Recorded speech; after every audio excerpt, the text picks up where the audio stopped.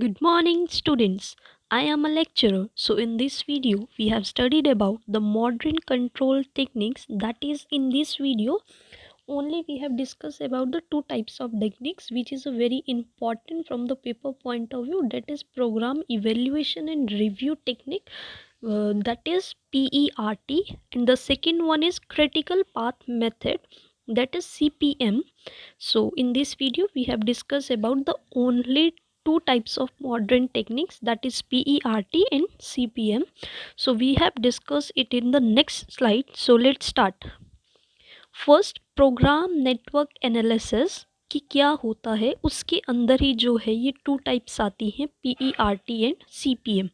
तो programme network analysis क्या है? एक नेटवर्क एनालिसिस है जो एक्सट्रीमली इम्पॉर्टेंट होती है लेटेस्ट टेक्निक के लिए हमारे कंट्रोल की.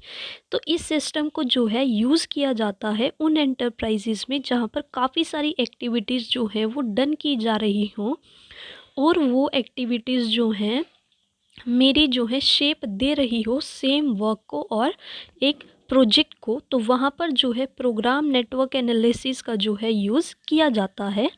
सो इस सिस्टम में क्या होता है, डिफरेंट एक्टिविटीज़ को जो है वो अरेंज किया जाता है एक सीक्वेंस में, एक फॉर्म ऑफ डायग्राम में, जिसको बोला जाता है प्रोग्राम नेटवर्क.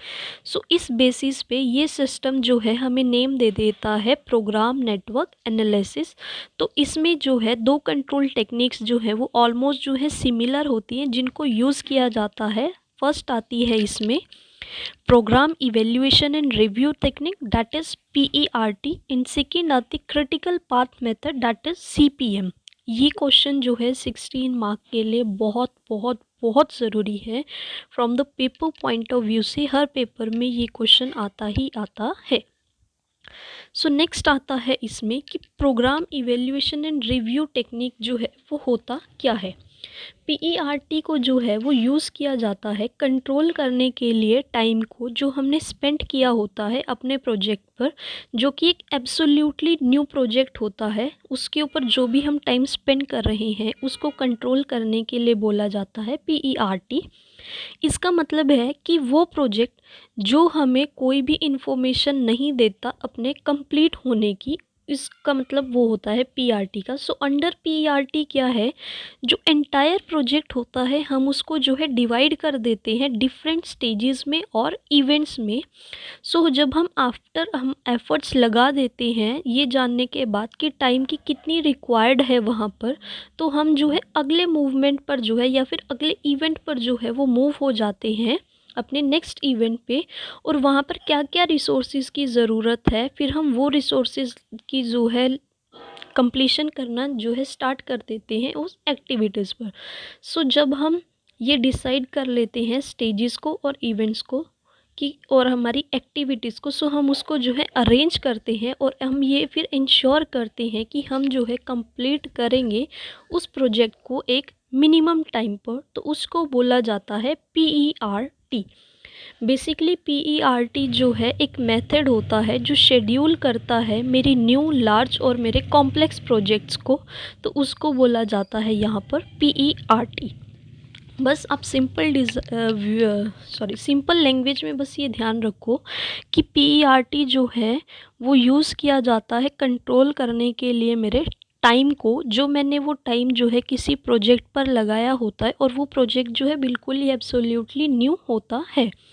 जब मेरा जो है एक एफ़र्ट और मेरा एक टाइम जो है एक इवेंट पर लग गया, तब मैं दूसरे इवेंट पर जो है वो कैरी हो जाऊंगी और वहाँ पर देखूंगी कि मुझे क्या क्या रिसोर्सेज की ज़रूरत है.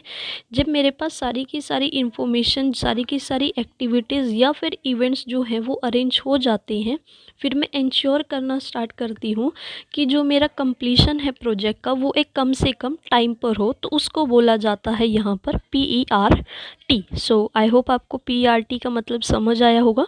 नेक्स्ट आता है इसमें कि क्या प्रोसीजर है फिर इसको करने का PERT को.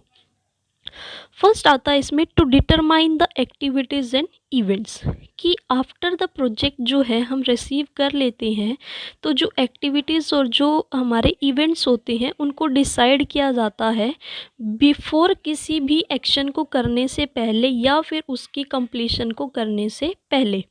इसमें क्या है कि एक्टिविटी का मतलब क्या है, एक पर्टिकुलर पार्ट पूरे काम का, एक मेरा पूरा काम है उसका कोई एक छोटा सा पार्ट, या फिर कोई भी इवेंट या फिर कोई भी इवेंट मतलब कि कोई भी पोजीशन जिसके रिस्पेक्ट में हम उसको जो है स्टार्ट करना चाहते हैं या फिर उस एक्टिविटी को ख़त्म करना चाहते हैं, तो एक्टिविटीज़ को जो है क्लैरिफाई कर दिया जाता है हमें।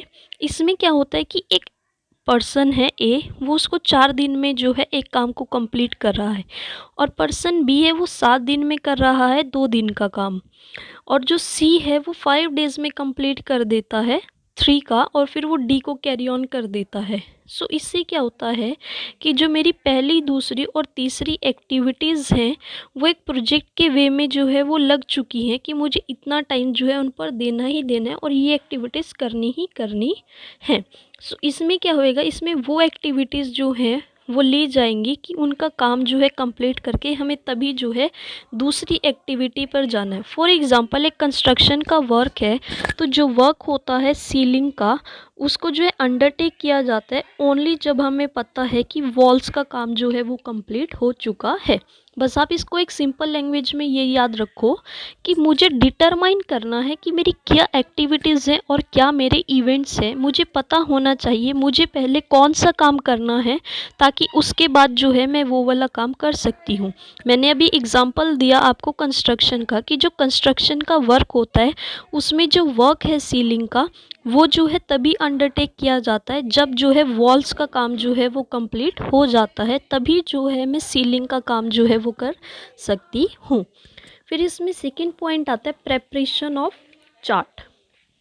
अब इसमें क्या आएगा कि जब मैंने डिसाइड कर लिया कि मेरी कौन कौन सी नंबर ऑफ़ एक्टिविटीज़ या फिर इवेंट्स हैं कि पहले मुझे इसको करना है फिर इसको करना है, जब मैंने उनको जो है डिसाइड कर लिया और उनको जो है एक चार्ट के वे में शो कर दिया बना के, जो कि एक सीक्वेंस में लगा हुआ होता है और वो हमें क्लियरली विजिबल होता है, तो उस चार्ट को क्या बोला जाता है, नेटवर्क या फिर डायग्राम। कि जब मैंने अपनी एक्टिविटीज़ कि मुझे पहले ये वाली करनी है, फिर मुझे ये वाली करनी है, इस एक्टिविटी को करने में मेरे 3 डेज़ लगेंगे, सेकेंड वाली को करने में मेरे 4 डेज़ लगेंगे, फिर मैं थर्ड पर कैरी ऑन हो जाऊँगी।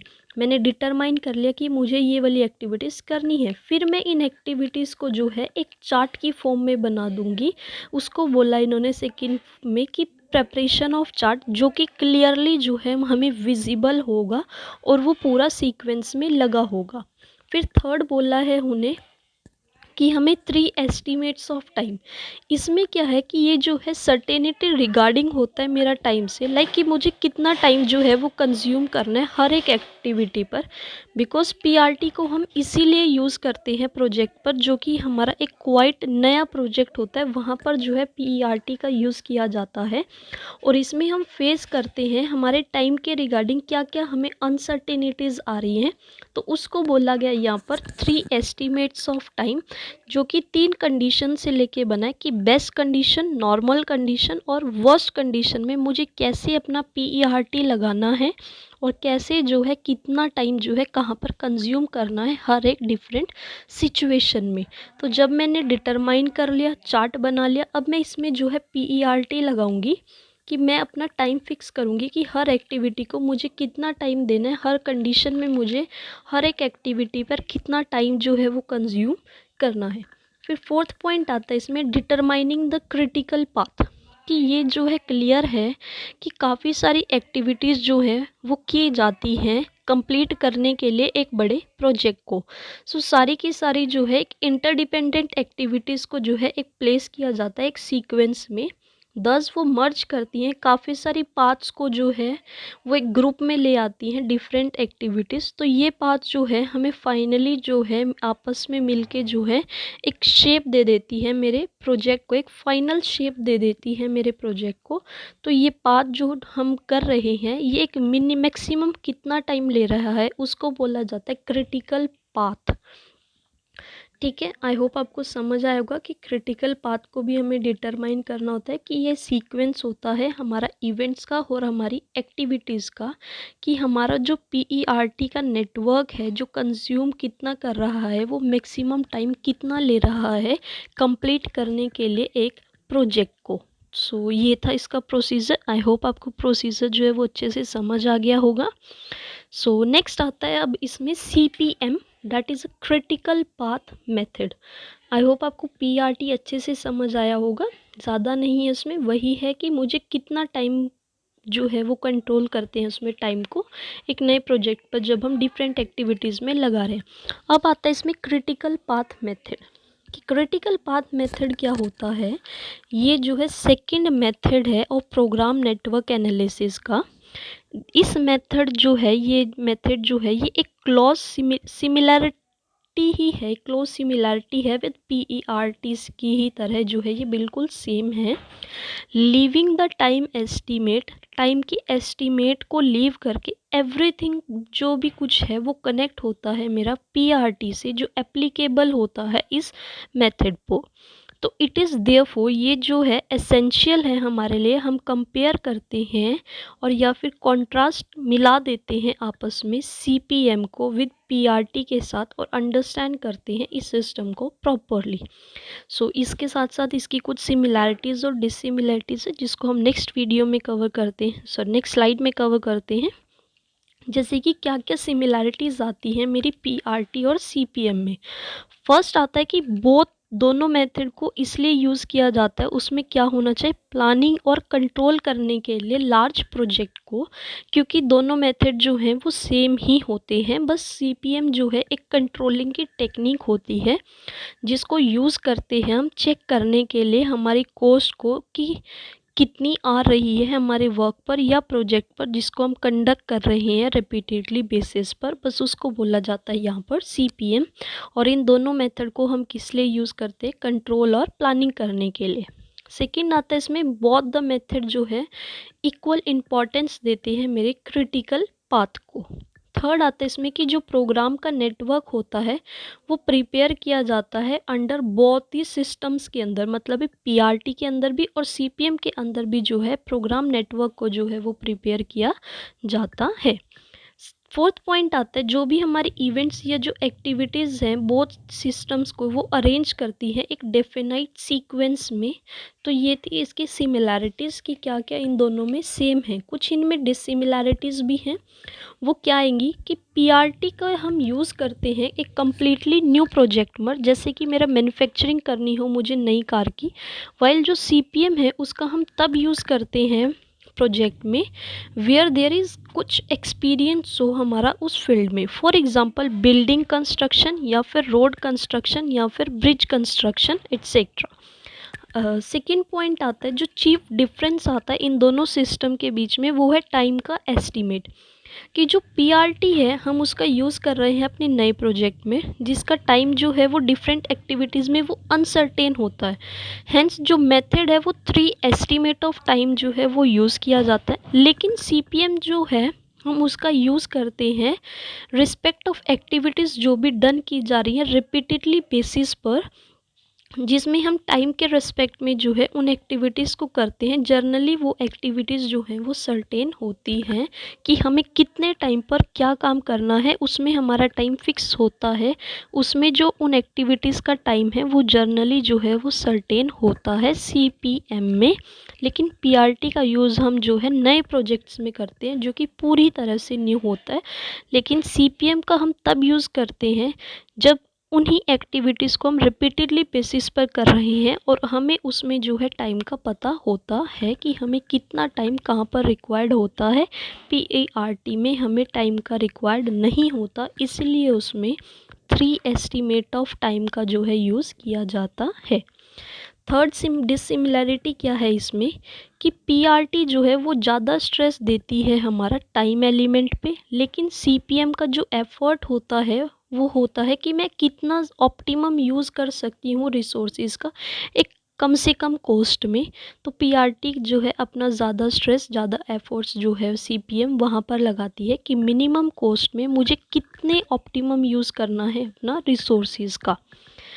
फोर्थ डिसिमिलैरिटी आती है इसकी कि PERT जो है वो ज़्यादा स्ट्रेस लगाती है अपने इवेंट्स पर, लेकिन जो CPM है वो ज़्यादा स्ट्रेस जो है वो अपनी एक्टिविटीज़ के ऊपर लगाती है। तो ये थी इसकी डिसिमिलैरिटीज़ PRT एंड CPM की। नेक्स्ट आता है कि क्या क्या एडवांटेजेस हैं इन दोनों के, पीआरटी और सीपीएम के। फर्स्ट आता है इसमें इफेक्टिव प्लानिंग एंड कंट्रोलिंग। इसमें क्या है कि ये जो है ग्रेटेस्ट एडवांटेज है इस सिस्टम का कि इसमें जो है हम इफ़ेक्टिव बना सकते हैं अपनी प्लानिंग एंड कंट्रोलिंग को। किसको इफ़ेक्टिव बना रहे हैं हम? प्लानिंग एंड कंट्रोलिंग को। सो इस पर्पस के लिए, इस पर्पस में जो प्लानिंग होता है, जो प्रोजेक्ट मैनेजर है वो डिवाइड कर देता है पूरे होल प्रोजेक्ट को काफ़ी सारी एक्टिविटीज़ और इवेंट्स में, और वो डिटरमाइन करता है फिर उसका टाइम, और फिर वो होल वर्क डिवाइड करने के बाद वो एस्टिमेट भी करता है उसकी कॉस्ट को, और वो डिसाइड करता है कि किस सीक्वेंस में वर्क होना चाहिए, और फिर वो क्लैरिफाई कर देता है हमारे म्यूचुअल रिलेशनशिप को भी, जिससे हमारी प्लानिंग और जो कंट्रोलिंग है वो इफ़ेक्टिव वे में जो है यूज़ की जाएगी। सेकंड आता है इसका advantages, proper utilisation of resources. इसमें क्या आता है कि कितनी पॉसिबिलिटी है प्रॉपर यूटिलाइज करने की रिसोर्सेज को, उसको जो है इंश्योर किया जाता है कि हम शॉर्ट टर्म में, शॉर्ट रूट्स में क्रिटिकल पाथ के कितना हम जो है रिसोर्सेज का जो है प्रॉपर यूटिलाइज कर रहे हैं।